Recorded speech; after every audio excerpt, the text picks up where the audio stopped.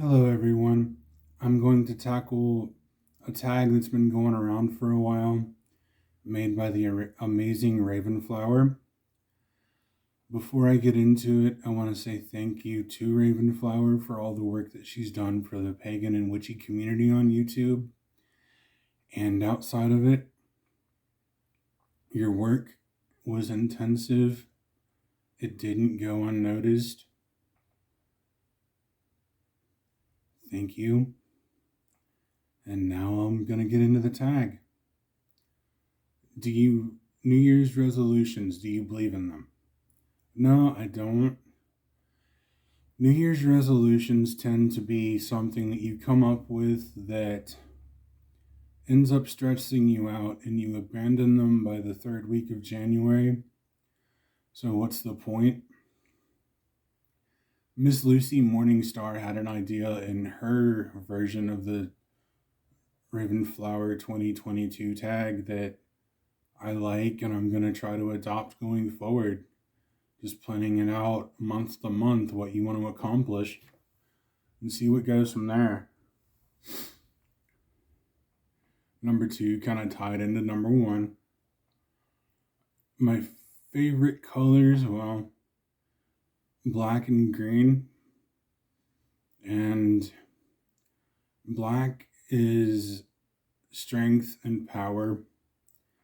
It can be a color used for intimidation, or it can help you slip into the shadows and kind of be unnoticed. Green is health, vitality, nature. It is the forest. It is life. Do I use sub 5 and 6?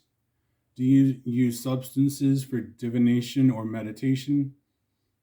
I eat flying oils, herbs, or alcohol. No, I don't use different substances in my meditations or anything like that, but I am not adverse to it. However, I do feel like if I were to use anything like DMT or mushrooms, I would want someone that's experienced that wasn't doing them with me to kind of watch over me and make sure I didn't do anything stupid and keep me from having a bad trip.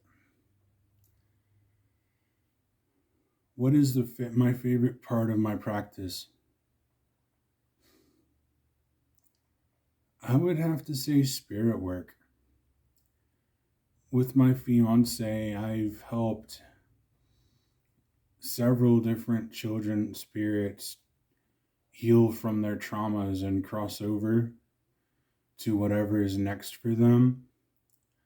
I have actually traveled with them into what we see as the Summerlands. It's nice, but I was more focused on the spirit of the kid, and they always seemed happy and ready when we would go. Least favorite part of my practice is honestly not doing it enough. Sometimes with work and life, you just don't have the energy or the time to do it. And it sucks. But we all face that. It's finding the little things that we can do. Maybe it's a few moments to take some deep breaths as we watch the sun rise or set, or the moon move across the sky. Those little moments can be as great and impactful as doing a full-on ritual or an invocation. How do I feel my practice has grown over time? Oh, it's grown by leaps and bounds since I first became interested in the occult in about 2006. My practice didn't really start until about 2010, and my interests have grown and changed so much. I started out thinking about wanting to be a druid, and After a while, Druidry just didn't resonate with me. I didn't feel like it had enough teeth. So I've gone in all kinds of different directions and learned so many different things. It's really been an awesome journey and one that I'm glad to continue. I don't know where this winding, twisting serpent's path is going to take me, but I'm curious to see what's around the next bend or coil.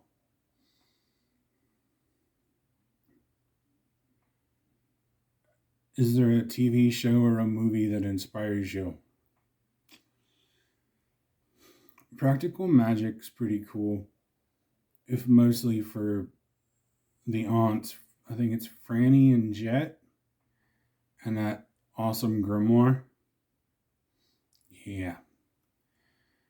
And there's witchy moments in the Addams Family, and that's one of my favorite movies, so I'm going to throw that in there too. Do I have a familiar? No. I have a dog, actually 3 dogs, but they're definitely not my familiar in the classic sense. I have some spirit guides that work with me and will protect me in different realms, but that's not quite the same. Would you recommend any YouTube channels? Yeah, there are several. Starlight Spell Singer.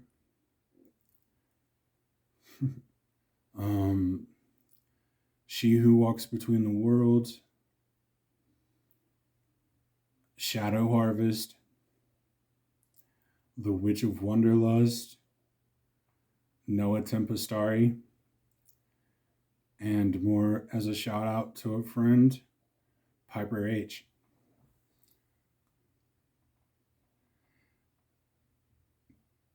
Number 13. Name something you must do daily for your mental or emotional well-being or for your practice. This falls under both. Every day I need to take at least a few seconds to just kind of take a few deep breaths and try to calm my mind and relax and go within myself and just calm down. It always centers me and kind of helps me reconnect.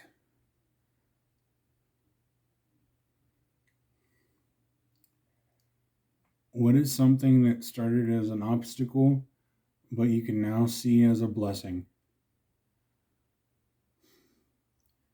Connecting to spirits, being able to hear them.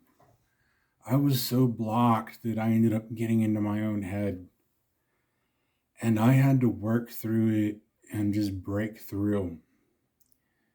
It took a lot of work and quite some time, and I'm still not all the way through it. But I've came a long way. I'm glad I've put the work in so far.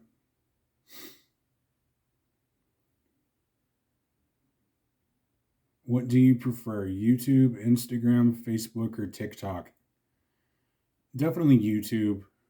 The community seems much more chill than on TikTok or Instagram even. Facebook, it all depends on the group you find. I'm in a couple of group or one group, and they won't tolerate any of the bullshit drama that you'll find on the internet, especially in pagan and witchy groups. It's nice.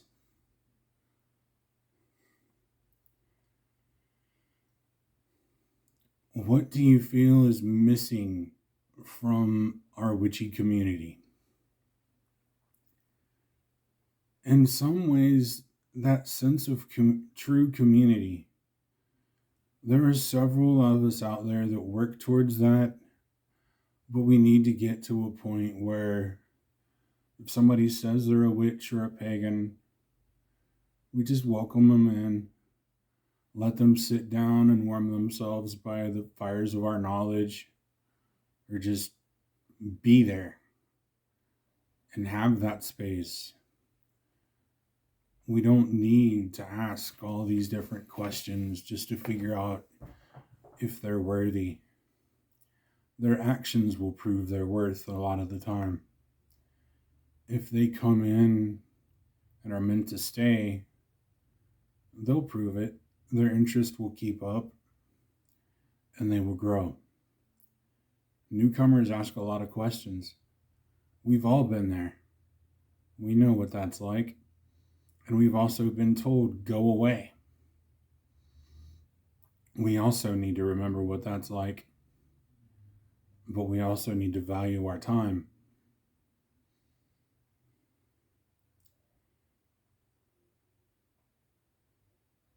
I love the YouTube witchy and pagan community, and it's a lot better now than it has been at points in the past. We're growing, and a lot of us are growing up. How much space do you use for supplies and spell work? I have a couple of shelves and a couple of totes of stuff, candles, herbs, etc. How many altars do you have in your home? It used to be just one. Right now it's kind of packed away. But I've got most of my stones like right here in front of me.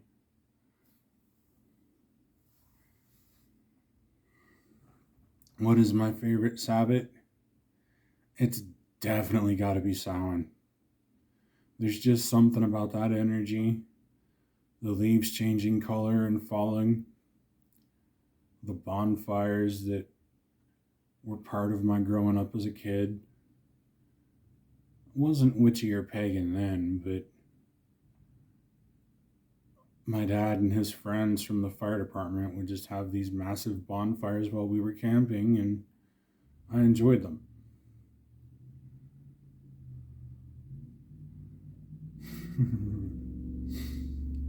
Do you prefer tarot, runes, oracle deck, or pendulum?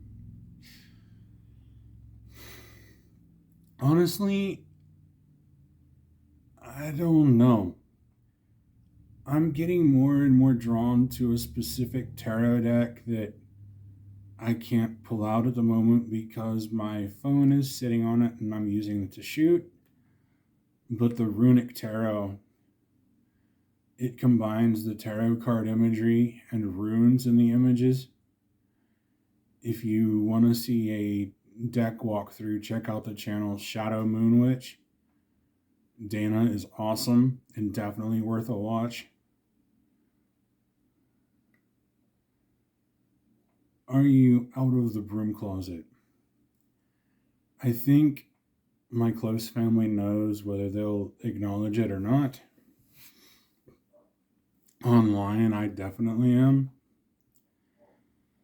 On my Facebook, I'll post witch-related things every once in a while.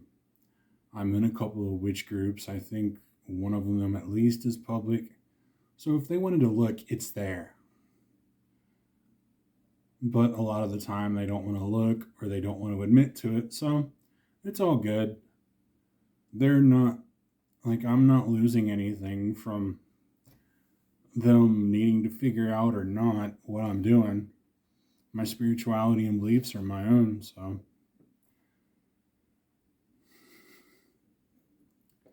Who am I going to tag in this video?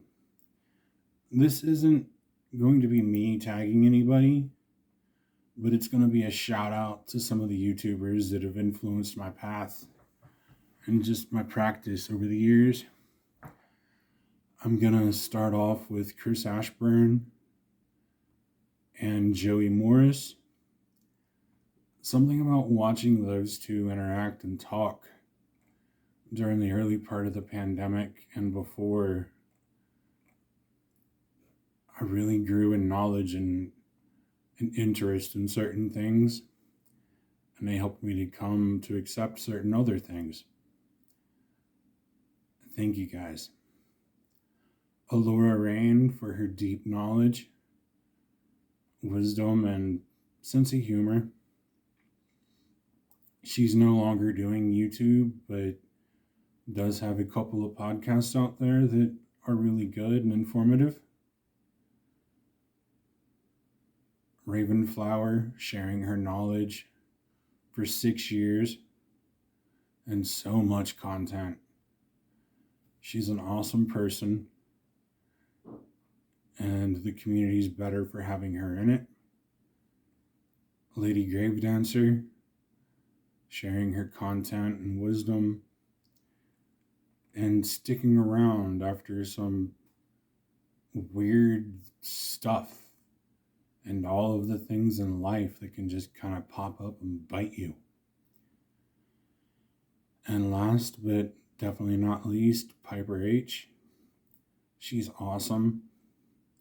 Has always been awesome. Has been around for a long time. She's mostly quiet now, but did post a new video the other day. She's got an awesome family, an amazing personality. Thank you guys.